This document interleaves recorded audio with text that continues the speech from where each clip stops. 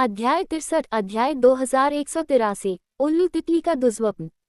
बूमम बूओमम ओमम उफ उद्धरण आर्गेह उद्धरण चिन्ह तुम आह। उल्लू तितली दिव्य साम्राज्य में विस्फोट और दर्द की दहाड़ें गूंज उठी जब एक के बाद एक वृद्धों की आकृतियां आकाश से गिरने लगी। उनका खून पूरे शाही शहर में फैल गया। शाही हॉल और भव्य महल जो कभी किसी खुशी के अवसर की तैयारी में आलीशान वैभव से सजाए गए थे, अब खंडहर में तब्दील हो गए हैं। आसमान जो कभी शुभ संकेतों से सजा हुआ था, अब कत्लेआम के लाल रंग से रंगा हुआ था। आज का दिन वह दिन था जब पान बुवांग 1 महीने पहले दिव्य रीजेंट क्यूहेंग की घोषणा के तहत अगले दिव्य रीजेंट के रूप में पदभार संभालेंगे। इस घोषणा ने न केवल राज्य को बल्कि उसके सभी अधीनस्थ क्षेत्रों को हिलाकर रख दिया था। यहाँ तक कि अन्य दिव्य राज्य भी इस खबर को सुनकर अचंभित रह गए। फिर भी उत्सव मनाने के बजाय त्रासदी घटित हुई। देवताओं के लिए दिव्य रीजेंट क्यूहेंग का निर्णय कुछ ऐसा था जिसे वे समझ सकते थे। डियान ज्यूजी ने जो शक्ति दिखाई थी वह कुछ ऐसी थी जिसकी वे सभी लालसा करते थे, एक ऐसी ताकत जो तर्क को चुनौती देती थी।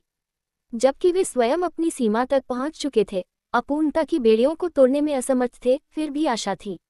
अगर उनके बच्चे ऐसी ऊंचाइयों को प्राप्त कर सकते हैं या उनसे भी आगे निकल सकते हैं, तो देवता अपनी खुद की ईश्वरीय शक्तियों को पारित करने में संकोच नहीं करेंगे।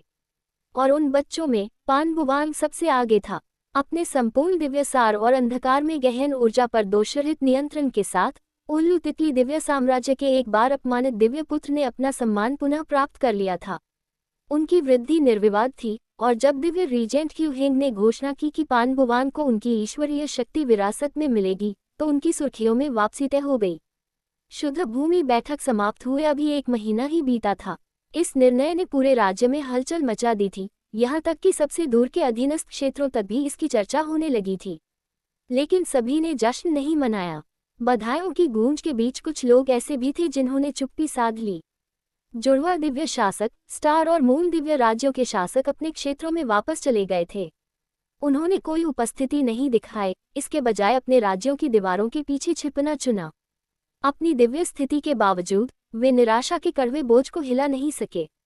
उनके दिव्य पुत्र शाजिंग और जयान यू हालांकि उत्कृष्ट थे, उनमें सबसे प्रतिष्ठित विशेषतापूर्ण दिव्यसार का अभाव था। हालांकि उनकी साधनाएं बहुत कठिन थीं, लेकिन अब वे उन लोगों से बिल्कुल अलग थे जिनके पास महानता की सच्ची योग्यताएं थीं। मैं जियान युवान, हुआ कैली, पान बुवांग और शेन बुई, इन सभी के पास पूर्ण दिव्यसार था। और यहाँ तक कि डियान ज्यूजी भी अपने महान क्रोध की दिव्यशिरा के भयानक जागरण के साथ अब दूसरों के बराबर खड़ा था। अराजकता और महत्वाकांक्षा से पैदा हुआ एक राक्षसी अस्तित्व। उनके बगल में शाजिंग और जयान यू की खामियां स्पष्ट दिखाई दे रही थीं। हालांकि उन्हें दिव्य पुत्रों की उपाधियां प्राप्त थीं, लेकिन अब उनकी प्रतिष्ठा वैसी नहीं रही। और अंदर ही अंदर जुड़वा दिव्य शासकों को अपर्याप्तता का कड़वा देश महसूस हुआ। फिर भी शिष्टाचार ने जवाब की मांग की। उनके पास पान बुवांग की उपलब्धि को स्वीकार करने के अलावा कोई विकल्प नहीं था, भले ही इसके लिए उन्हें अपने गौरव की कीमत चुकानी पड़े। व्यक्तिगत रूप से उपस्थित होने का अपमान सहन करने में असमर्थ, उन्होंने उसके बदले में बधाई उपहार भेजे। दैवीय शक्ति से भरपूर भव्य खजाने, अमूल्य कलाकृतियां जो सौभाग्य लाने वाली कही जाती हैं, लेकिन उनके साथ कोई हार्दिक शब्द नहीं थे। दुनिया के लिए ये सम्मान का संकेत था, लेकिन जो लोग गहरे सत्य को समझते थे उनके लिए यह एक खोखली औपचारिकता के अलावा कुछ नहीं था। और जब पान बुवांग देवत्व की दहलीज पर खड़ा था, तो उम्मीदों, प्रशंसा और आक्रोश का भार एक खामोश तूफान की तरह राज्य पर मंडरा रहा था। अन्य दिव्य साम्राज्यों के विषय में क्या कहा जाए। अनंत रात्रि दिव्य साम्राज्य हमेशा की तरह मौन और रहस्यपूर्ण बना रहा। कोई नहीं जानता था कि उनकी छिपी हुई सीमाओं के भीतर क्या घटित हुआ। उन्होंने शुद्ध भूमि बैठक में भाग लेने की भी जहमत नहीं उठाई थी, तो वे अब उल्लू तितली के पान बुवांग के ईश्वरीय आरोहण के लिए क्यों उपस्थित होंगे। एक भी दूत नहीं, आभार का एक भी शब्द नहीं। ऐसा लग रहा था जैसे उन्हें इस घटना में कोई महत्व ही नहीं दिख रहा था। हालांकि हेवनब्रेक डिवाइन किंगडम ने अपनी उपस्थिति दर्ज कराई। उन्होंने भव्य उपहार, अपार शक्ति के खजाने, दिव्य कलाकृतियां और बधाई प्रसाद लेकर दूत भेजे थे। उनके कार्य हालांकि विनम्र थे, जटिल इरादों से भरे हुए थे। कुछ लोगों ने इसे सद्भावना के संकेत के रूप में देखा, जबकि अन्य ने अनुकूल संबंध बनाए रखने के लिए सावधानीपूर्वक तैयार किए गए प्रदर्शन पर संदेह किया। अंतर्वस्तु ड्रीमवीवर डिवाइन किंगडम ने भी ऐसा ही किया। उनके दूत अलौकिक वस्त्र पहने हुए आए और उपहार भेंट किए जो सपनों के सार से झिलमिलाते प्रतीत हुए। विस्तृत कलात्मक प्रकृति के, लेकिन जो लोग राजनीति के अंतर्धाराओं को समझते थे उनके लिए ये स्पष्ट था कि उनकी उपस्थिति उनके अपने प्रभाव की एक शांत याद दिलाती थी। अंधेरा, और फिर वहां असीम दिव्य साम्राज्य था। सेटिंग, उनका राज्य उथल पुथल में था। एक परिपूर्ण सच्चे भगवान के रूप में दियान ज्यूजी के अचानक उदय के साथ राज्य की नींव उनके मूल तक हिल गई थी। दियान ज्यूजी की दृढ़ इच्छाशक्ति के तहत एक बार असीम दिव्य साम्राज्य को नियंत्रित करने वाले कानून और रीति रिवाजों को फिर से लिखा जा रहा था। नए फरमानों ने राज्य में तूफान की तरह तबाही मचाई, सत्ता संरचना को फिर से आकार दिया। वहां खुशियों के लिए समय नहीं था, दूतों के लिए समय नहीं था। असीम दिव्य साम्राज्य के पास दूसरों की चिंता करने के लिए कोई स्थान नहीं था, तब कतई नहीं जब उनका अपना भविष्य इतनी अनिश्चितता से अधर में लगता हुआ था। इस प्रकार जो एक भव्य आयोजन होना चाहिए था, जिसमें रसातल के हर कोने से अनगिनत देवताओं और दूतों की उपस्थिति थी, वह आश्चर्यजनक रूप से खाली महसूस हुआ। इन प्रमुख हस्तियों की अनुपस्थिति ने माहौल को भारी रूप से प्रभावित किया। यहाँ तक कि दर्शकों की बड़बड़ाहट भी बेचैनी से भरी हुई थी। लेकिन पान बुवान, उसे कोई परवाह नहीं थी। दर्शकों की कमी ने उन्हें विचलित नहीं किया। कुछ राज्यों से प्रशंसा की अनुपस्थिति ने उनके संकल्प को कम नहीं किया। आखिरकार ये दिन उनके लिए नहीं था। ये दर्शकों, न्यायाधीशों या दूर के राज्यों के लिए नहीं था। यह उसके लिए था। नियत समय आते ही आकाश दिव्य चमक से जगमगा उठा। हजारों साधक और कुलीन लोग देख रहे थे। उनकी निगाहें केंद्रीय मंच पर टिकी थी जब पान बुवांग हवा में ऊपर उठा। उसकी हरकतें स्थिर थीं, उसका चेहरा शांत था, लेकिन जो होने वाला था उसका बोझ उसकी आंखों में झलक रहा था। उसके ऊपर दिव्य रीजेंट क्यू हेंग अधिकार के साथ खड़ा था। उसके रूप से एक देवता की उपस्थिति झलक रही थी। फिर भी उस ईश्वरीय दबाव के बीच भी गर्मजोशी थी, एक पिता की गर्व भरी निगाहें जो अपने दिव्य अस्तित्व का सार देने वाला था। गहरी सांस लेकर पान बुवांग ऊपर चढ़ा और सीधे अपने पिता के सामने खड़ा हो गया। उसने खुद को नीचे झुकाया और श्रद्धा के भाव से एक घुटने पर बैठ गया। तेज हवा ने उसके वस्त्र हिला दिए, लेकिन उसका आसन स्थिर रहा। पिताजी, मैं तैयार हूँ। उसकी आवाज दृढ़ थी। क्यू हेंग की आंखें एक पल के लिए नर्म पड़ गईं। हालांकि वह दिव्य रीजेंट था, इस समय वह बस एक पिता था जो अपने बेटे की यात्रा की परिणति का गवाह बन रहा था। तुम मुक्ति के मार्ग पर चल पड़े हो पान बुवान। तुमने अपनी योग्यता सिद्ध कर दी है, न केवल राज्य के लिए बल्कि अपने लिए भी। इस क्षण से तुम अब दिव्य पुत्र नहीं रहोगे। तुम उल्लू तितली दिव्य साम्राज्य के दिव्य शासक के रूप में खड़े होगे। शब्द बोले गए तो भीड़ में एक हल्का सा कंपन फैल गया। इस कार्य का महत्व बहुत बड़ा था, ईश्वरीय अधिकार का पूर्ण जब हस्तांतरण, राज्य का दिव्य हथियार, अनगिनत पीढ़ियों की शक्ति से भरपूर एक राजसी कलाकृति क्यू हेंग के हाथ में मदरा रहा था। हथियार दिव्य ऊर्जा से स्पंदित था। इसकी चमकदार चमक ने आसमान को काला कर दिया। और फिर बिना किसी हिचकिचाहट के क्यू हेंग ने हथियार को ऊपर उठाया। ईश्वरीय शक्ति को समाप्त कर दिया जाए, दिव्य विरासत को आगे बढ़ने दिया जाए। उद्धरण चिन्ह, हथियार के हवा में वार करने से गहन ऊर्जा का एक शक्तिशाली उछाल फूट पड़ा। आकाश कांप उठा जब क्यू हेंग के शरीर से अंधकार की एक चमकदार धारा बह निकली, उसका ईश्वर स्रोत, उनकी दिव्यता का सार। वह चमकती हुई ऊर्जा एक जीवित शक्ति की तरह बुढ़ी और कुंडलित हुई, अपने धारक से अलग होने को अनिच्छुक। फिर भी क्यू हेंग की इच्छा दृढ़ रही। धीरे धीरे दिव्य प्रकाश पान बुवान की ओर उतरा, जिसने अपार शक्ति के निकट आते ही अपने दांत पीस लिए। दर्द, ऐसा लग रहा था मानो आसमान का बोझ उस पर पड़ गया हो। उसकी नसें धड़क रही थीं, उसका शरीर कांप रहा था, लेकिन उसका इरादा कभी डगमगाया नहीं। वह डगमगाया नहीं, अभी नहीं। जैसे ही अंधकार की चमक उसके शरीर के साथ घुलने लगी, हवा भी हिलने लगी। आकाश में दैवीय शक्ति की गर्जना होने लगी। भीड़ केवल विस्मय से देख सकती थी, एक देवता के पुनर्जन्म का साक्षी। अंततः पान बुवांग ने अपना सिंहासन प्राप्त कर लिया।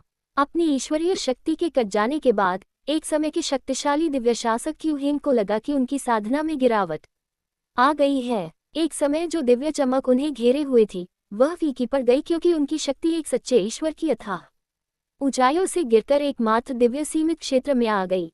फिर भी इतनी बड़ी क्षति के बावजूद उनके चेहरे पर मुस्कान बनी रही। कोई अफसोस नहीं था, कोई दुख नहीं था, सिर्फ गर्व था। उसने अपनी शक्ति, अपने देवत्व का सार स्वेच्छा से अपने बेटे को सौंप दिया था। ईश्वर का स्रोत जो कभी उसके माध्यम से बहता था, अब पान भुवान के साथ विलीन हो रहा था, और क्यूहेन केवल अपने दिल में जलती हुई प्रत्याशा को महसूस कर सकता था। तुम कितने मजबूत बनोगे मेरे बेटे, उस एक विचार ने उसे खा लिया। पान भुवान के शरीर ने बिना किसी हिचकिचाहट के ईश्वरीय शक्ति का स्वागत किया। अंधकार की दिव्य चमक हालांकि विशाल और दबंग थी, लेकिन उसे कोई प्रतिरोध नहीं मिला। अंधकार की गहन ऊर्जा पर अपने संपूर्ण नियंत्रण और अपने संपूर्ण दिव्य सार के साथ ईश्वर स्रोत को संघर्ष नहीं करना पड़ा। ये प्रस्तुत किया गया। उसके भीतर एक प्रबल शक्ति कुंडलित थी, जो उसकी इच्छा के अनुसार झुकी हुई थी, जैसे कोई नौकर अपने मालिक के आगे झुकता है। कोई अस्थिरता नहीं थी, कोई प्रतिक्रिया नहीं थी, केवल पूर्ण शक्ति की सहज पूर्ण स्वीकृति थी। उसकी उपस्थिति के दबाव से जमीन कांप उठी, हवा घनी हो गई, दैवीय शक्ति के कुचलने वाले भार से भर गई। और फिर ये फूट पड़ा। पान भुवान की आंखें खुलते ही उसमें से गहन ऊर्जा की एक शक्तिशाली लहर फूट पड़ी। ईश्वरीय उत्थान की अंधकार में चमक उसकी गहन ऊर्जा के भयानक अंधकार के साथ मिल गई, जिससे एक ऐसा आभामंडल बना जो हर दिशा में फैल गया। ये निर्विवाद वर्चस्व का प्रतीक था। इस क्षण को देखने के लिए एकत्र हुई भीड़ दम घुटने वाली शक्ति से लड़खड़ा गई। यहाँ तक कि उनमें से सबसे अनुभवी बुजुर्ग भी कांप उठे, उनके चेहरे पर अविश्वास साफ झलक रहा था। यह अधिक मजबूत था, यहाँ तक कि ध्यान जियोजी की राक्षसी उपस्थिति से भी अधिक शक्तिशाली। अपने सबसे पूर्ण रूप में एक पूर्ण दिव्य सार की भयानक शक्ति। पान भुवान की ताकत की वास्तविकता को समझते ही हवा में विस्मय की फुसफुसाहट भर गई। यह कोई साधारण उत्तराधिकारी नहीं था, यह एक ऐसा देवता था जिसकी क्षमता अकल्पनीय से भी अधिक थी। और अभी तक, इससे पहले कि भीड़ जश्न मना पाती, खुशी की प्रत्याशा एक पल में ही टूट गई। बिना किसी चेतावनी के नव आरोहित देवता ने अपनी दृष्टि अपने सामने खड़ी आकृति पर घुमाई। उनके पिता, वही पिता जिसने अभी अभी उसे एक देवता की शक्ति सौंपी थी, वही पिता जिसने बिना कुछ सोचे समझे अपनी साधना का बलिदान कर दिया था। लेकिन पान भुवान की आंखों में कोई गर्मजोशी नहीं थी, कोई कृतज्ञता नहीं थी, केवल ठंडा बेरहम द्वेष। बूम, उद्धरण चिन्ह। हवा में विस्फोट हो गया और अंधेरे की एक विशाल लहर उसकी हथेली से निकलकर हिंसक रूप से क्यूहेन से टकराई। पूर्व दिव्य रीजेंट का शरीर एक टूटी हुई चित्रे की तरह पीछे की ओर गिरा, हवा में लाल खून बहने लगा। उफ, उद्धरण चिन्ह। नीचे जमीन पर गिरते ही क्यूहेन के होठों से एक तीखी कराह निकली। उसके नीचे खून जमा हो गया, जिससे एक बार बेदाग औपचारिक मंच पर दाग लग गया। लेकिन दर्द के बावजूद भी उसकी आंखें अविश्वास से चौड़ी थीं। भुवान, क्यों? प्रश्न उसके होठों से निकला, परंतु कोई उत्तर नहीं आया। एकत्रित हुए बुजुर्ग और शक्तिशाली साधक क्षण भर के लिए स्तब्ध रह गए और तुरंत हरकत में आ गए। दिव्य रीजेंट, उद्धरण चिन्ह। भगवान क्यूहेन की रक्षा करें। उद्धरण चिन्ह। आसमान में आकृतियां चमकती हुई, हताशा में पान भुवान की ओर बढ़ती हुई। लेकिन जैसे ही वे करीब पहुंची, बूम, उद्धरण चिन्ह। एक और विस्फोट। काली ऊर्जा की एक विनाशकारी लहर बाहर की ओर फूट पड़ी, जिसने पास आ रहे लोगों को तूफान में पत्तों की तरह दूर फेंक दिया। दूर शहर की दीवारों से टकराने पर उनके शरीर के टुकड़े आसमान में फैल गए। कुछ लोग दर्द से कराह उठे, जबकि अन्य बेहोश हो गए। उनकी चोटें गंभीर थीं, फिर भी कोई भी हमला घातक नहीं था। पान भुवान उन्हें आसानी से मार सकता था, लेकिन उसने ऐसा नहीं किया। नहीं, वह चाहता था कि वे कष्ट झेलें। उसके प्रहारों की ताकत ने उन्हें अपंग बना दिया था। हालांकि उनकी जान बच गई थी, लेकिन उनकी गहरी नसें दर्द में कांप रही थीं। कुछ टूट गई थी, कुछ बुरी तरह क्षतिग्रस्त हो गई थी। उनके शरीर में जो दर्द हो रहा था, वह असहनीय था। उनमें से सबसे मजबूत व्यक्ति भी मुश्किल से होश में रह पा रहा था। नीचे मौजूद भीड़ में अफरा तफरी मच गई।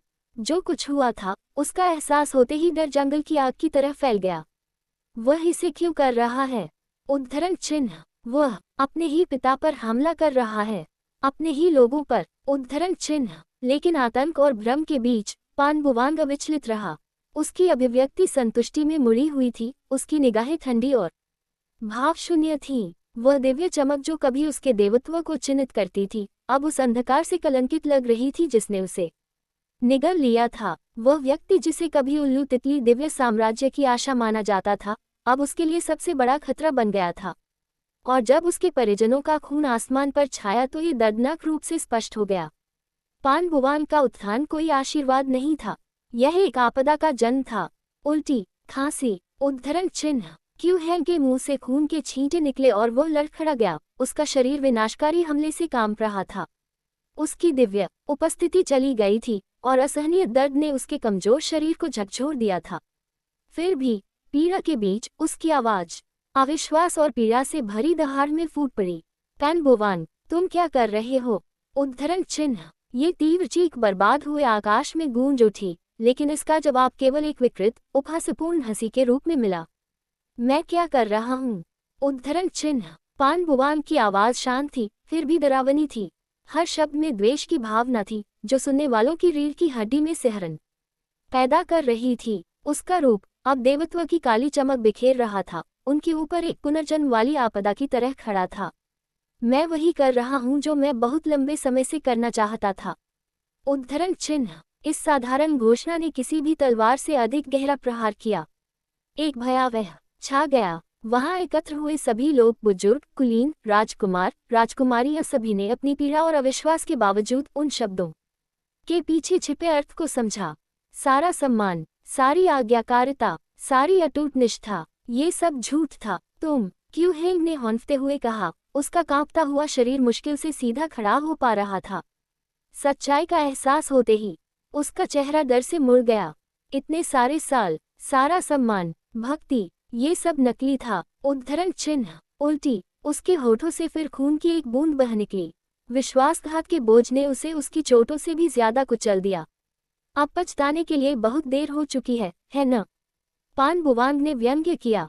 उसकी आवाज में ठंडा मनोरंजन क्यूहेंग के दिल में गहराई तक घुसने वाले ब्लेड की तरह था। यदि आपने मेरी मां की मृत्यु पर आंखें मूंद न ली होती, यदि आपने उस अभागी दिव्य महारानी के घृणित पापों को न देखने का नाटक न किया होता। उनके शब्द, जिनमें से प्रत्येक शब्द विष से भरा हुआ था, समारोह स्थल के बिखरे हुए अवशेषों में गूंज रहे थे। एकत्रित दर्शक सदमे में पीछे हट गए। जो सत्य भ्रम की परतों के नीचे दबा हुआ था, अब उजागर हो गया था। तब शायद मैं वही बेटा बना रहता जो आप चाहते थे। आज्ञाकारी उत्तराधिकारी, दिव्य पुत्र जिसे आप अपनी छवि में डाल सकते थे। उद्धरण चिन्ह। पान बुवान के होठों पर एक विकृत मुस्कान तैर गई, हालांकि उसकी आंखें अनियंत्रित क्रोध से जल रही थीं। लेकिन ऐसा तो नहीं हुआ, है न? उद्धरण चिन्ह। आपने ये सब अनदेखा करना चुना। आपने मेरी मां के बजाय उसे चुना। आपने न्याय के बजाय शक्ति को चुना। और आप उम्मीद करते हैं कि मैं अब आपके सामने घुटने टेक दूं, आपका तथाकथित आशीर्वाद स्वीकार करूं। उद्धरण चिन्ह। उसने ये शब्द ऐसे उगले जैसे वे जहर हों। पिताजी, आपके प्रति मेरी नफरत बहुत लंबे समय से पनप रही है। मैंने आपको जो भी मुस्कुराहट दी, जो भी प्रणाम किया, वफादारी के जो भी शब्द कहे, ये सब सिर्फ एक मुखौटा था। मैंने इंतजार किया, मैंने सहन किया, लेकिन अब। उद्धरण चिन्ह। पान बुवान की आंखें निर्मम संतुष्टि से चमक रही थीं। उसके चारों ओर का अंधेरा आभामंडल हिंसक रूप से उमड़ रहा था। ऊपर का आकाश ऐसे कांप रहा था मानो स्वर्ग स्वयं किसी नवजात देवता के क्रोध से पीछे हट गया हो। अब मैं तुम्हारे ऊपर खड़ा हूँ, एक भगवान, और इस शक्ति के साथ। उद्धरण चिन्ह। उसकी आवाज गरजने जैसी थी। तुम सब मेरे क्रोध को झेलोगे, मेरी घृणा। उद्धरण चिन्ह। बूम। उद्धरण चिन्ह। उसके शरीर से भयंकर अंधकार की लहर फूट पड़ी, जिससे हर दिशा में झटके महसूस होने लगे। उसके नीचे की जमीन फट गई और आसमान भी गुड़ गया। वहां इकट्ठा हुए बुजुर्ग और साधक लड़खड़ा गए। उनके चेहरे पर डर के मारे भाव जम गए। एक ऐसे देवता को देखने का भय जिसका हृदय केवल प्रतिशोध से भरा हुआ है। पैन बुवान। क्यूहेंग की आवाज क्रोध और दुख दोनों से फटी हुई थी, लेकिन पान बुवांग ने उसे बिना किसी परेशानी के देखा। पूर्व दिव्य रीजेंट की कांपती हुई आकृति अब दयनीय लग रही थी। उसकी दिव्य शक्ति और गरिमा छीन ली गई थी। जितना चाहो मांग लो पिताजी, विनती करो, शाप दो, अगर तुम्हें चाहिए तो मुझसे नफरत करो। उद्धरण चिन्ह। पान बुवान की आवाज धीमी हो गई, फिर भी उसके अंदर का जहर और तेज हो गया। लेकिन कुछ भी नहीं बदलेगा। तुम्हारा समय समाप्त हो गया है और अब मेरी बारी है। उद्धरण चिन्ह। उसके हाथ की एक लहर से आसमान और भी काला हो गया। अशुभ बादल ऊपर गुड़ गए, जैसे पान बुवान के दिल के भीतर उथल पुथल का एक राक्षसी प्रतिबिंब। और जैसे जैसे छाया करीब आती गई, वह राज्य जो कभी उसके नाम की प्रशंसा करता था, अब उसके निरंतर क्रोध के नीचे कांपने लगा। जल्द ही एक एक करके उल्लू तितली दिव्य साम्राज्य के सबसे शक्तिशाली व्यक्ति गिर गए। जिनकी ताकत स्वर्ग को हिला सकती थी और राज्य के स्तंभ के रूप में खड़े हो सकते थे। बुजुर्ग, संरक्षक और सेनापति सभी मारे गए। कभी शक्तिशाली और गर्वित साधक अब पराजित हो गए, उनके शरीर दर्द से तड़प रहे थे। उनकी गरिमा छीन ली गई और पान बुवान की जबरदस्त ताकत के नीचे कुचल दिए गए, उनकी गहन ऊर्जा को बलपूर्वक दबा दिया गया। कोई भी प्रतिरोध उस अंधेरे बल के सामने टिक नहीं सकता था जिसने अब उनके राज्य को घेर लिया था। लेकिन यह मृत्यु नहीं थी जो उनका इंतजार कर रही थी। मुहर पान बुवान के एक डरावने कथन के साथ दमनकारी अंधकार की जंजीरें हवा में रेंगने लगी। वे सांपों की तरह मुड़ गईं, गिरे हुए लोगों के शरीर पर आक्रमण कर रही थी। गुलाम मुहर के प्राचीन रून अशुभ रूप से चमक रहे थे क्योंकि वे उनकी आत्माओं में समा गए थे, उन्हें बिना किसी दया के बांध दिया। कभी गर्वित बुजुर्ग, जिन्हें कभी राज्य की आधारशिला माना जाता था, अब घोर अपमान में घुटने टेक रहे थे। उनकी पीड़ा से भरी आंखें, जैसे ही निर्विवाद सत्य उनके सामने आया, धुंधली हो गईं। वे अब स्वतंत्र नहीं थे। उनके विचार, उनकी इच्छा अब उनकी अपनी नहीं रही। वे अब पान बुवान के पैरों के नीचे मात्र कुत्ते थे। जैसे जैसे सील की शक्ति ने अपनी पकड़ मजबूत की, हवा निराशा से भर गई। ढलते शाही शहर में खामोश सिसकियां और दर्द भरी कराहें गूंजने लगी। विनाश के बीच पान बुवान खड़ा था। अपने नए अधीनस्थों को देखते हुए उसकी आंखें संतुष्टि से चमक रही थी। एक देवता की आभा उसे घेरे हुए थी, लेकिन उस दिव्य उपस्थिति के विपरीत जो कभी सुरक्षा और अनुग्रह का प्रतीक थी, उसकी उपस्थिति केवल आतंक लेकर आई। फिर सोच समझकर कदम बढ़ाते हुए वह मुड़ा। शाही हॉल के खंडहरों ने उसे बुलाया, सत्ता की वही सीट जिसके लिए वह तरस रहा था। कभी सुनहरे खंभों और दिव्य जानवरों की जटिल नक्काशी से बनी यह भव्य इमारत अब टूटी हुई और झुलसी हुई है। जिन झंडों पर कभी उल्लू तितली दिव्य साम्राज्य का प्रतीक चिन्ह लगा था, वे फटे हुए और अपने लोगों के खून से रंगे हुए लटके हुए हैं। फिर भी पान बुवान बिना रुके विनाश के बीच से आगे बढ़ता रहा। हर कदम पर अशुभ ध्वनि गूंज रही थी, छाया उससे चिपकी हुई थी, टेढ़ी मेरी श्रद्धा में घूम रही थी। टूटे हुए सिंहासन पर पहुंचने पर उसने बिना किसी हिचकिचाहट के कदम उठाया। वह बैठ गया। उसके शरीर से अंधकार फैल गया, जो भ्रष्टाचार की नसों की तरह फटी हुई फर्श पर रेंग रहा था। कभी ईश्वरीय रीजेंट की पवित्र सीट अब द्वेष के सिंहासन से ज्यादा कुछ नहीं थी। और तभी उसकी आवाज गूंजी, मेरे उत्तराधिकार समारोह में उपस्थित होने के लिए आप सभी का धन्यवाद। उसकी आवाज ठंडक हवा में ब्लेड की तरह चुभ रही थी। उसमें जश्न, खुशी, सम्मान का कोई निशान नहीं था, सिर्फ मजाक था। दूसरे दिव्य राज्यों से आए कांपते हुए मेहमान कुलीन और दूत जिन्होंने दुर्स्वप्न को घटित होते देखा था, डर के मारे अपना सिर नीचे झुका लिया। उनमें से कई अब खड़े नहीं हो सकते थे, उनके पैर इतने कमजोर थे कि वे उन्हें संभाल नहीं सकते थे। वातावरण में मौजूद दमनकारी शक्ति के सामने उनकी गहन ऊर्जा बेकार थी। लेकिन पान बुवान, उनके आतंक की कोई परवाह नहीं थी। आप अब वापस आ सकते हैं। उद्धरण चिन्ह। उसके होठों पर एक गहरी मुस्कान तैर गई, उसकी आंखें विकृत मनोरंजन से चमक उठी। अपने स्वामियों को यह अवश्य बताना कि आज यहाँ वास्तव में क्या हुआ। उद्धरण चिन्ह। शब्द बिजली की तरह गूंजे। किसी ने भी रुकने की हिम्मत नहीं की। एक एक करके वे लड़खड़ाते हुए भागे, उनके शरीर कांप रहे थे। कुछ बिना कुछ बोले आगे बढ़ गए, जबकि अन्य डर के मारे सिसक रहे थे। उनके दिमाग में अभी भी उस भयावहता को समझने की कोशिश हो रही थी जो उन्होंने अभी देखी थी। लेकिन वे सभी जानते थे, ये खबर जंगल की आग की तरह फैल जाएगी।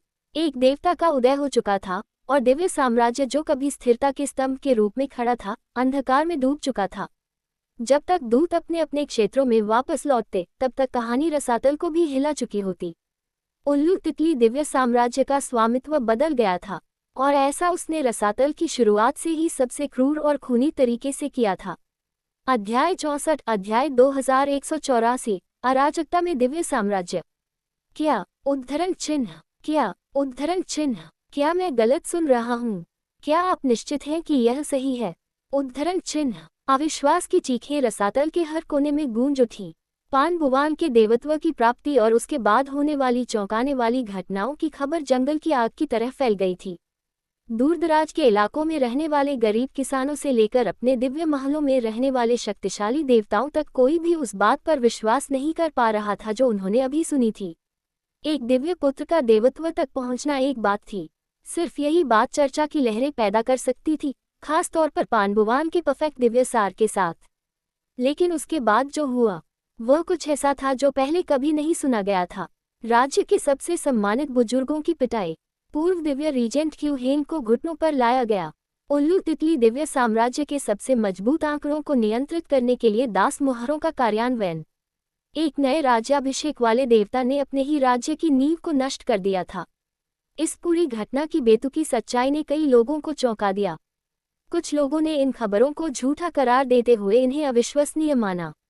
हालांकि कुछ लोगों को ये जानकर बहुत बुरा लगा कि सच अफवाहों से कहीं ज्यादा भयानक हो सकता है। लेकिन उनका अविश्वास यही खत्म नहीं हुआ। शुद्ध भूमि के भीतर माहौल भारी हो गया। भव्य हॉल के अंदर जहां रसातल के सबसे शक्तिशाली व्यक्ति एकत्र हुए थे, तनाव स्पष्ट था। विशाल कक्ष, जो आमतौर पर शांत और राजसी होता था, अब ऊंची आवाजों की गूंज से कांप उठा। महायाजक स्तब्ध होकर चुपचाप खड़े थे, उनके बूढ़े चेहरे पढ़े नहीं जा सकते थे। वे ऐसे प्राणी थे जो अनगिनत युगों से गुजरे थे, अकल्पनीय घटनाओं के साक्षी थे, फिर भी जो शब्द उन्होंने अभी सुने थे उन्होंने उन्हें भी हिलाकर रख दिया था।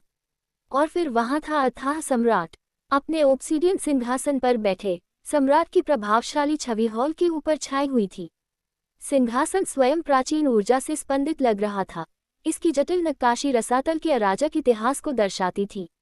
लेकिन इस समय शक्तिशाली शासक का धैर्य टूट गया। जैसे ही प्योर लैंड गार्ड्स और एबिसल नाइट्स ने विस्तृत रिपोर्ट दी, राजा की प्रतिक्रिया तत्काल हुई।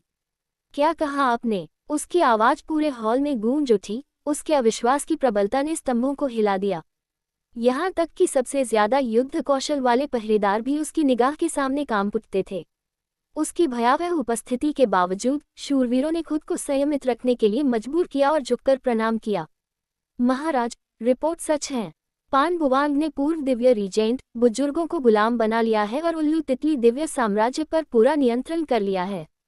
राजा के हाथों ने सिंहासन के बाजुओं को कसकर पकड़ लिया। उसकी उंगलियां सफेद हो गईं। सिंहासन पर उकेरे गए चमकते हुए चिन्ह फीके पड़ गए, क्योंकि उसकी अशांत भावनाएं उमड़ पड़ी। एक पूर्ण दिव्य सार देवत्व तक पहुंचना एक बात है, लेकिन अपने ही लोगों पर इस तरह के अत्याचार करना। उद्धरण चिन्ह। इसके बाद एक खौफनाक सन्नाटा छा गया। यहाँ तक कि उच्च पुजारियों ने भी, जिनके हाव भाव कभी कभार ही डगमगाते थे, असहज नजरों का आदान प्रदान किया। ऐसा अक्सर नहीं होता था कि रसातल सम्राट का क्रोध भड़क उठता था, लेकिन फिर भी उनमें से कुछ लोग समझ गए। संपूर्ण दिव्य तत्व इतने दुर्लभ थे कि उनका अस्तित्व ही रसातल के भीतर शक्ति संतुलन को बदल सकता था। पान बुवान का स्वर्गारोहण शक्ति का प्रतीक था, उल्लू तितली दिव्य साम्राज्य के लिए समृद्धि का संकेत। फिर भी अपने राज्य की विरासत को बनाए रखने के बजाय उसने इसे चकनाचूर कर दिया था। महाराज, आखिरकार एक उच्च पुजारी बोला। उसकी आवाज धीमी और सतर्क थी। क्या हमें हस्तक्षेप करना चाहिए?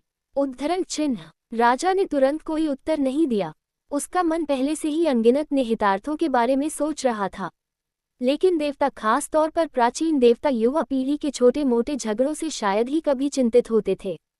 उनके लिए दिव्य साम्राज्यों का उत्थान और पतन ऋतुओं के गुजरने जैसा था। फिर भी ऐसा ही एक पूर्ण ईश्वर जिसका हृदय टूटा हुआ है। राजा की आंखें अंधकार में संकल्प से जल उठीं। अगर इसे अनियंत्रित छोड़ दिया गया तो पान बुवांग एकमात्र आपदा से भी अधिक बन सकता है। उद्धरण चिन्ह। महायाजकों ने सहमति में सिर हिलाया। एक पूर्ण दिव्य सार की भयानक शक्ति, जो अब घृणा से भरे हुए हृदय द्वारा संचालित थी, अब एक तुच्छ बात के रूप में खारिज नहीं की जा सकती थी। लेकिन वे ये भी जानते थे कि जल्दबाजी में की गई कार्रवाई से और भी अधिक विनाश हो सकता है। अभी के लिए हम देखते हैं। राजा की आवाज ठंडी और अडिग थी। अन्य दिव्य साम्राज्यों को जैसा करना है वैसा करने दें, लेकिन जिस क्षण पान बुवांग की महत्वाकांक्षाएं रसातल के संतुलन को खतरे में डालती हैं। उद्धरण चिन्ह। उसने अपनी बात पूरी नहीं की। उसे ऐसा करने की जरूरत भी नहीं थी। राजा के इरादे की विनाशकारी उपस्थिति पूरे हॉल में तूफान की तरह फैल गई, और इसलिए निर्णय लिया गया। अंतर्वस्तु। जबकि रसातल सम्राट अपने सिंहासन पर बैठा रहेगा और छाया से निरीक्षण करेगा, रसातल के बाकी लोग परिणामों से निपटने के लिए छोड़ दिए जाएंगे। अंधेरा। लेकिन ये सोचना कि उसका सारा सम्मान, वह दयालुता, उसकी सारी ईमानदारी जो उसने पवित्र भूमि में दिखाई थी, ये सब दिखावा था। एक सावधानीपूर्वक गढ़ा गया झूठ, जो केवल एक ही उद्देश्य के लिए बुना गया था। प्रतिशोध। अपने ही राज्य पर प्रतिशोध का लक्ष्य।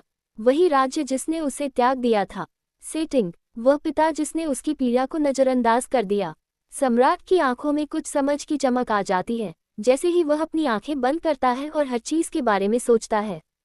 पान बुवान की हरकतें किसी खौफनाक से कम नहीं थीं। सालों की नफरत और आक्रोश से विकृत उसका दिमाग किसी की कल्पना से कहीं ज्यादा क्रूर हो गया था। कुछ मायनों में उसकी निर्दयता शेन्यान्य प्रकाशहीन दिव्य शासक से भी ज्यादा राक्षसी लग रही थी। उसने उन सभी को धोखा दिया था। अनुप्रयोग, ये कैसे हुआ? उद्धरण चिन्ह। स्वर्ग तोड़ने वाले दिव्य साम्राज्य के भव्य हॉल में यह मधुर बड़बड़ाहट गूंज उठी। हुआ कैली के नाजुक हाथ कांप रहे थे। जब उसने उन्हें एक साथ पकड़ा, उसकी आंखें अविश्वास से चौड़ी हो गईं। भयानक समाचार लेकर लौटे दूत के शब्द हवा में गूंजते रहे, जिससे वहां मौजूद सभी लोग बेचैन हो गए। इसके बारे में सोचते ही उसकी रूह कांप उठी। उसके बगल में हुआ फूचेन ने अपनी उंगलियों को अपने मंदिरों के खिलाफ दबाया। स्थिति का वजन उसके सिर में तेज दर्द पैदा कर रहा था। हालांकि उसे संचार तावीज के माध्यम से प्रारंभिक रिपोर्ट पहले ही मिल चुकी थी, लेकिन गहन रिकॉर्डिंग पत्थरों की प्रदर्शित छवियों के माध्यम से घटनाओं को देखना कहीं अधिक बुरा था। नरसंहार, अपमान, पागलपन जिसने पान बुवान के शांत चेहरे को विकृत कर दिया। ये दृश्य बार बार दोहराया गया, जिससे हुआ फूचेन बहुत परेशान हो गया। सोचो, यह उसका वास्तविक चेहरा है। उसकी आवाज धीमी थी, अविश्वास और हताशा दोनों से भरी हुई। उनके पुराने मित्र क्यू हिंग अक्सर पान बुवान के उद्धार के बारे में बात करते थे। कैसे युवा दिव्य पुत्र ने अपने अपमान पर काबू पाया, अपनी उपाधि वापस पाए और एक बार फिर से ऊंचा उठ खड़ा हुआ।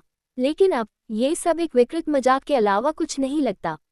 उसने अपनी नफरत को अच्छी तरह से छुपाया। हुआ किंग ने आखिरकार कहा। उसकी आवाज शांत थी, फिर भी उसकी निराशा का स्पष्ट भार था। पान बुवान की सोची समझी हरकतों के पीछे की सच्चाई का विश्लेषण करते हुए उसकी बैंगनी आंखें तीव्र समझ चमक उठी। इतना अच्छा कि मात्र 5 वर्षों में ही उसने अपने लोगों का विश्वास जीत लिया, अन्य दिव्य राज्यों से सम्मान प्राप्त किया, यहाँ तक कि अपने पिता से भी प्रशंसा प्राप्त की। उद्धरण चिन्ह। उसके शब्द तीखे थे, फिर भी निर्विवाद रूप से सत्य थे। पान बुवांग ने अपना मुखौटा बहुत बढ़िया तरीके से बुना था। उसका हर कदम, हर शब्द सोच समझकर बोला गया था। उसने एक बार भी अपने भीतर उमड़ते नफरत के तूफान को प्रकट नहीं किया। और जब समय आया, हुआ किंगपिन की आवाज धीमी हो गई, उसके स्वर में कड़वाहट घुल गई। जिस क्षण उसके हाथों ईश्वरीय शक्ति थी, उसे अब दिखावा करने की जरूरत नहीं थी। उद्धरण चिन्ह। उसकी नजर अभी भी चमकते हुए प्रक्षेपण पर पड़ी। टूटे हुए सिंहासन पर खड़े पान बुवान की छवि, जिसके चारों ओर अंधेरा घूम रहा था, उसकी स्मृति में अंकित हो गई। उसने अपना असली चेहरा दिखा दिया, उसका निर्दयी पक्ष। उद्धरण चिन्ह। लेकिन क्यों? हुआ कैली की कांपती हुई आवाज फूट पड़ी। उसका मन इसे स्वीकार करने से इनकार कर रहा था। वह इतनी दूर क्यों जाएगा? एक बार जिस मान्यता की उसे तलाश थी, उसे पाने के बाद भी विनाश को क्यों चुना? उसका दिल दुख रहा था। उसे एक बार लगा था कि शायद पान बुवान बदल सकता है, कि उसके वापस आने से उसके दिल की कड़वाहट दूर हो जाएगी। लेकिन ऐसा नहीं हुआ। इससे वह और भी ज्यादा खतरनाक हो गया, क्योंकि यह कभी भी छुटकारे के बारे में नहीं था। हुआ किंग की आवाज ठंडी थी। वह कभी भी उनकी स्वीकृति नहीं चाहता था। वह जो चाहता था वह प्रतिशोध था। हर उस चीज के लिए जिसे उन्होंने अनदेखा किया, हर उस चीज के लिए जिसे उन्होंने उससे चुराया। उद्धरण चिन्ह। इसके बाद हॉल में सन्नाटा छा गया। किसी की हिम्मत नहीं हुई कि उसकी बातों का खंडन कर सके। क्यू हेंग ने अपनी पत्नी की मौत पर आंखें मूंद लीं। हुआ किंगपिन के शब्द तीखे थे, और तथाकथित दिव्य महारानी, उसके अपराध दिव्य साम्राज्य की प्रतिष्ठा के नीचे दफन हो गए। उद्धरण चिन्ह। पान बुवान को बहुत कष्ट सहना पड़ा, फिर भी कोई उसकी सहायता के लिए नहीं आया। यहाँ तक कि उसके अपने पिता ने भी न्याय के स्थान पर सुविधा को चुना। उद्धरण चिन्ह। उच्च पुजारी को लंबे समय से उल्लू तितली दिव्य साम्राज्य के भीतर उथल पुथल का संदेह था, लेकिन किसी ने भी कोई कार्रवाई नहीं की। राज्य की छवि को बनाए रखा गया था, अंधेरे सच को एक भव्य मुखौटे के नीचे छिपा दिया गया था। और अंत में उसने कटुता से कहा, अब उसे उनकी स्वीकृति की परवाह नहीं थी। वह केवल यही चाहता था कि वे कष्ट सहें। उद्धरण चिन्ह। हुआ फूचेन की निगाहें काली पड़ गईं। हालांकि उसने अपनी हताशा को रोकने की कोशिश की, लेकिन उसकी बंद मुठियां उसे धोखा दे गईं। पान बुवान द्वारा लाया गया तूफान केवल उल्लू तितली दिव्य साम्राज्य तक ही सीमित नहीं रहेगा, और जब यह फैलेगा तो कोई भी नहीं बचेगा। और हुआ फूचेन सही थे। पान बुवांग द्वारा फैलाया गया काला तूफान उल्लू तितली दिव्य साम्राज्य के लोगों की गुलामी के साथ समाप्त नहीं हुआ। जल्द ही विनाशकारी समाचार की एक और लहर रसातल में फैल गई। ऐसा कहा जाता है कि पान बुवांग ने एक समय की दिव्य महारानी की उपाधि छीन ली थी। एक समय की गौरवशाली शासक, जिसके प्रभाव और योजनाओं राज्य को कलंकित कर दिया था, अब खुद को शून्य में पाती थी। लेकिन यह उसकी सजा का अंत नहीं था। उनके पुत्र, पूर्व दिव्य पुत्र पान बुझो और वे सभी लोग जिन्होंने कभी पान बुवांग को धोखा दिया था, कुलीन, बुजुर्ग, समर्थक जो उसके खिलाफ हो गए थे, उन्हें मौत से भी बदतर स्थिति का सामना करना पड़ा। दैवीय शक्ति के एक भयानक प्रदर्शन में पान बुवांग ने उनकी साधना को अपंग कर दिया था, निर्दयी सटीकता के साथ उनकी गहरी नसों को काट दिया था। उनकी सारी ताकत नष्ट हो गई थी, वे उसी कमजोर स्थिति में पहुंच गए थे जैसे कभी उनकी मां थी। और फिर भी पान बुवांग ने उन्हें नहीं मारा। आप समझ जाएंगे। उद्धरण चिन्ह। जब नया परमेश्वर अपना निर्णय सुना रहा था तो उसके डरावने शब्द खंडहर हो चुके सिंहासन कक्ष में गूंज रहे थे। आप समझ जाएंगे कि त्याग दिए जाने का क्या मतलब होता है। शक्तिहीन हो जाना, त्याग दिया जाना। उद्धरण चिन्ह। और इसके साथ ही दिव्य महारानी, पान बुझुओं और बाकी दोषियों के अपंग अवशेषों को एक ऐसी जगह पर फेंक दिया गया जहां कोई भी समझदार व्यक्ति स्वेच्छा से कदम नहीं रखेगा। अंतहीन कोहरे का सागर। ये वही स्थान था जहां पान बुवांग की मां को निर्वासित कर दिया गया था तथा उन्हें कभी वापस न आने की सजा दी गई थी। अब वही भाग्य उनका इंतजार कर रहा था। जिस क्षण उनके बिखरे हुए शरीर कोहरे में गायब हो गए, देखने वाले कांप उठे। बिना कुछ कहे भी उन्हें सच्चाई पता थी, उनमें से कोई भी कभी वापस नहीं आएगा। पूर्व दिव्य रीजेंट क्यू हेन को ये सब देखने के लिए मजबूर होना पड़ा। गुलाम मोहर के नीचे उसका शक्तिहीन शरीर उन लोगों को देखने के अलावा कुछ नहीं कर सकता था जिन्हें उसने कभी संरक्षित किया था, जिन्हें वो कभी परिवार कहता था, रसातल में गायब हो गए। कोई अंतिम शब्द नहीं थे, मुक्ति का कोई मौका नहीं था, केवल कोहरे का दृश्य ही उन्हें पूरी तरह से निगल रहा था। राज्य में भय की लहर दौड़ गई। पान बुवांग का बदला सिर्फ अपनी गद्दी वापस पाने के बारे में नहीं था, यह उन लोगों की नींव को तोड़ने के बारे में था जिन्होंने उसके साथ अन्याय किया था। लेकिन ये भी अंत नहीं था। उनके राज्यारोहण को अभी 1 महीना ही बीता था। आतंक के अवशेष अभी भी मौजूद थे और फिर एक और धरती हिला देने वाली घोषणा जल्द ही फैल गई। इस बार इस समाचार ने न केवल दिव्य साम्राज्यों को हिला दिया बल्कि शुद्ध भूमि भी हिल गई। पान बुवांग, पूर्ण ईश्वर ने अनंत रात्रि दिव्य साम्राज्य के विरुद्ध युद्ध की घोषणा कर दी है। उद्धरण चिन्ह। क्या उद्धरण चिन्ह। जैसे ही ये शब्द सत्ता के सिंहासन तक पहुंचे, अविश्वास में असंख्य आवाजें फूट पड़ी। अनंत रात्रि कुख्यात प्रकाशहीन दिव्य रीजेंट शेन यान्य द्वारा शासित राज्य, उसके खिलाफ युद्ध की घोषणा करना पागलपन से कम नहीं था। और फिर भी पान बुवांग ने बिना किसी हिचकिचाहट के ऐसा किया। उसकी नफरत सबके सामने आ रही है। उस समय रसातल में फुसफुसाहटें भर गई थीं, अनंत रात्रि की पूर्व दिव्य पुत्री और पान बुवांग की फुसफुसाहटें सच्चाई अफवाहों से कहीं अधिक क्रूर थी। शेन यान्ये, भयभीत प्रकाशहीन दिव्य रीजेंट ने अपने राज्य पर लोहे की इच्छाशक्ति के साथ शासन किया। पुरुषों के प्रति उसकी नफरत एक अनंत ज्वाला की तरह जलती रही। उसने एक बार प्यार किया था, एक बार स्नेह की नाजुक गर्मी पर विश्वास किया था, लेकिन उस प्यार ने उसे चकनाचूर कर दिया था। विश्वासघात ने उसके दिल को तोड़ दिया और उस दिन से उसने अपने राज्य को पुरुषों की सनक के आगे कभी नहीं गिरने देने की कसम खाई। उसके लिए पुरुष निकृष्ट कूड़ा थे, प्रेम या विश्वास के लायक नहीं। और अनंत रात्रि दिव्य साम्राज्य के भीतर प्रेम एक निषिद्ध अपराध था।